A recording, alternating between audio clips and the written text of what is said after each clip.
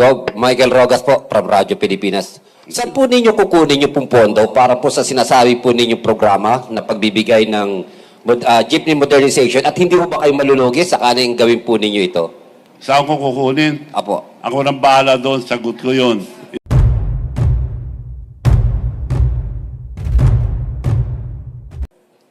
Magandang umaga po sa inyo lahat. Ako po, former Governor Chavez Singson ng Ilocos Sur. Ang gagawin ko po, manalo at batalo, yung ginagawa ko na ngayon.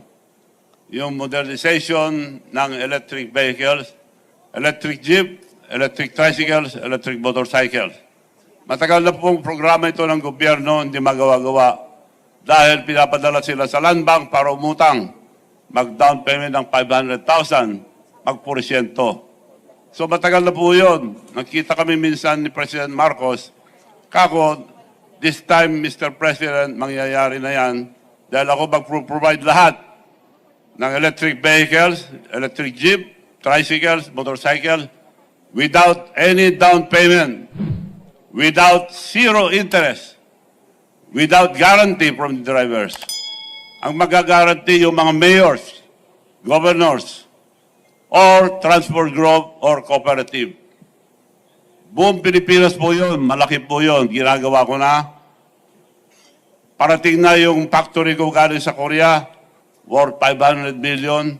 At mag-uumpisa na po kami by December, latest January. Mass production na po kami. Quality dahil Korean technology, pero dito gagawin.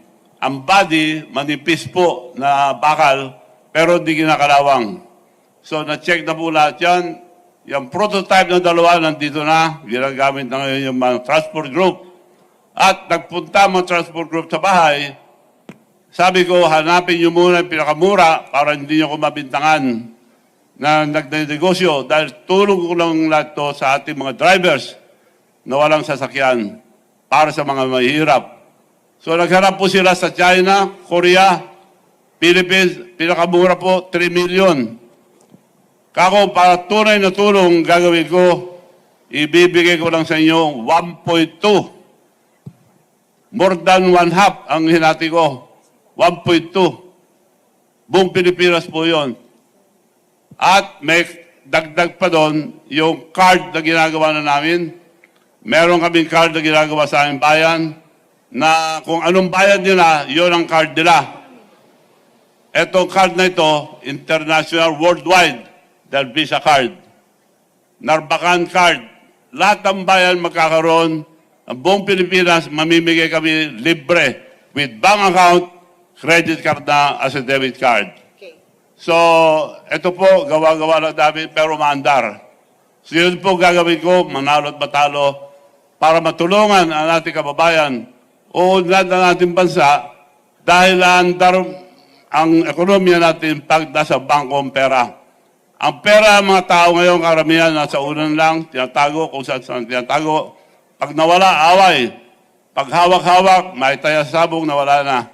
So, makakatulong po ito, ginagawa ko na, gagawin ko, at mas marami akong magagawa, mas madali ko magawa kung ako ihalal na senador. Okay. Maraming salamat, sir.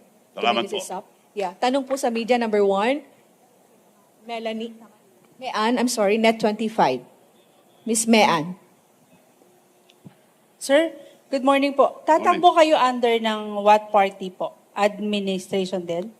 Independent, pero ang partido ko, LL. Ano po yun, sir? Lakas loob. Sir, doon sa binabanggit nyo kanina yung mga programa, sino pong transport group yung direkta makikinabang doon sa... Lahat ng transport group, yung Magnificent Seven, at mga buses, lahat ng drivers, nagpunta na po lahat sa bahay at magpipirman na kami dahil mass production na po kami. Lahat ng transport group, no exception, the whole country, nakipag-uusap na po sila sa akin. Michael Rogas. Gov. Michael Rogas po from Radyo Pilipinas. Saan po ninyo kukunin yung pong pondo para po sa sinasabi po ninyong programa na pagbibigay ng jeepney modernization at hindi po ba kayo malulugi sa kaning gawin po ninyo ito? Saan ko kukunin? Apo. Ako nang bahala doon, sagot ko yun. Isa lang salita ko, gagawin ko. Hindi mo ba kayo malulugi, Gov? Kung Lugi. Malulugi ako ron. Hindi ako bagay malugi basta para sa masa, para sa ating bansa. Kagaya nung ginawa ko Miss Universe. Lugi, sabi niya, kinuha ko, lugi. Pero maganda sa ating bansa. It was considered as the most successful Miss Universe ever in the entire world. So, binibigay sa akin ng Miss Universe, anytime, gawin ko raw, wala nang down payment, wala nang may discount pa. So, yun ang nangyari. The best Miss Universe ever.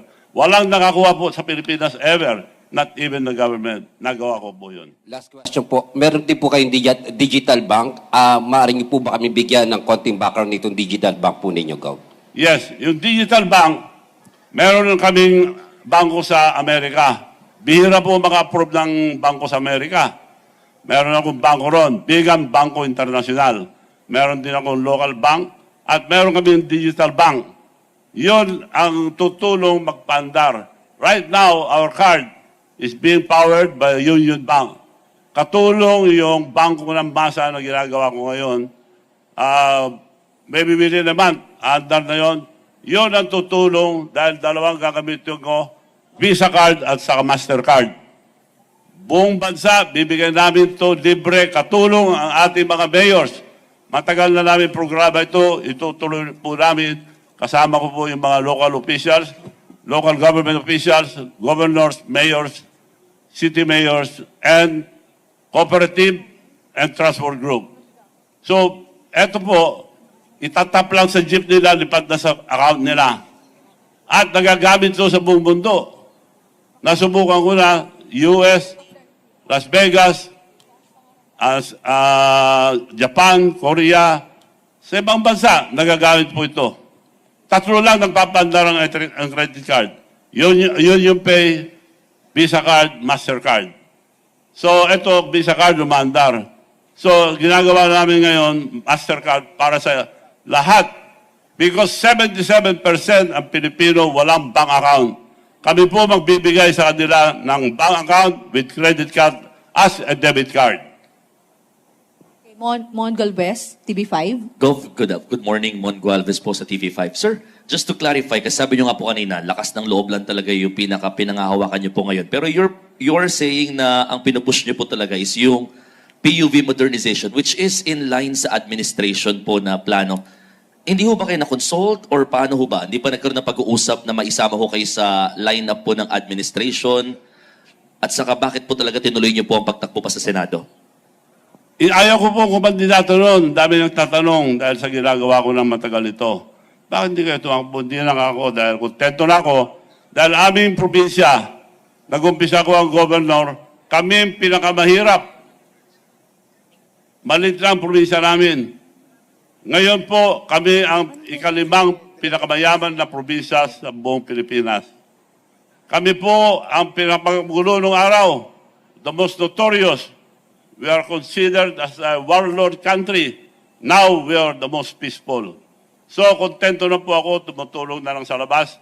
Kaya ito nang ginagawa ko ngayon, puro tulong, lalong-lalo na sa ating mga kababayan na mahirap. Dito, malaking magagawa ito, lalong-lalo na sa mga overseas workers. Hindi na sila lalabas pa pupunta sa bangko. Sa telepono lang at sa itong card na ito, makapagpapadala na sila ng pera, diretsyo sa mga kamag-anak. Hindi na mawawala. Malaking tulong sa overseas workers natin ito. At sa lahat. Okay. Jean, Philstar.com.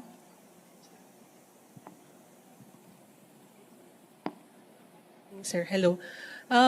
You said that whether or not you win, you'd fund EV vehicles. So why the need to run for senator? Ma'am, what's that again? Can you repeat, ma'am? Why the need to run for senator? Kasi whether or not you win, you'll fund yung mga electronic vehicles. So bakit kailangan niyo pa po tumakbo? Bakit ako tumakbo? Para mas madali gawin at making mga ginagawang pagtulong sa taong masa. Dahil punong-puno pa rin tayo ng red tape. Ma-red tape pa rin, ang hirap gawin. Yun lang ginagawa ko na pamimigay ng jeep. Ang daming dinadaanan. Dadaan sa DOST, dadaan kung saan-saan. Mahirap po. Kung nasa Senado ko, mapapabilis ang pagtulong ko sa taong bayan, lalong-lalo na sa mga mahirap. Nico Bagsik, Teleradio. Good morning po, Governor Chavit.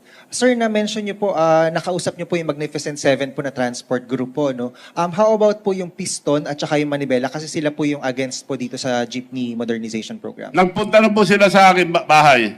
Kasama po sila lahat. Walang humindi. Ang babang presyo, lugi ako ron. Billions ang lugi ko ron. So, pumayag po sila. Ang ayaw ang iba, yung consolidation. Kinukuha yung prangkisa nila at sinasabi kung saan sila bibiyahe. As far as the modernization program is concerned, payag lahat po sila. And then, Governor, na-mention niyo po na yung mga prototypes po ay galing po sa Korea po, ano? Hindi po ba maapektuhan ito yung mga local producers po natin ng mga sasakyan po katulad ng Saraw? Hindi po. Dinala ko na rito. Dito ko gagawin. Dito factory. Kung gusto nila tumulong, sila mag-supply. Kung mapapantayan nila yung pagtulong na ginawa ko. Makakatulong sila kung mag-supply sila ng mga parts. Pero kung makipag-compete sila, okay lang. Sila lang gumawa. Dahil hinati ko yung presyo, lugi ako ron. And then finally na lang po, Governor, kayo po ay tumatakbo din po ba under the former President Duterte's party or hindi po? Wala. Pasalamat ako kay President Duterte dahil in-endorse ako. At si Presidente Marcos, tinulungan ko. Ang plano lang niya noon, Vice President. Ako nagsabi na Presidente i-file. Pero pag-file si Sara, dahil napakalakas ni Sara, bababa ka, I'll have the leverage to talk to Sara na maging Vice President ka, protected ka na, hindi ka na madadaya. Tinulungan ko si President Marcos, hindi pa ako in-endorse ko. In-endorse ako, pasalamat kay President Marcos. Kung hindi niya ako i-endorse, salamat pa rin. Sir, Mr. Governor, tapos na po yung 2 minutes natin. Maraming salamat po sa inyo Thank lahat. you. Okay. Sir, magtatanong na po yung media sa inyo. Tapos na po. Tapos na yung Cheryl. Okay na? Okay na po.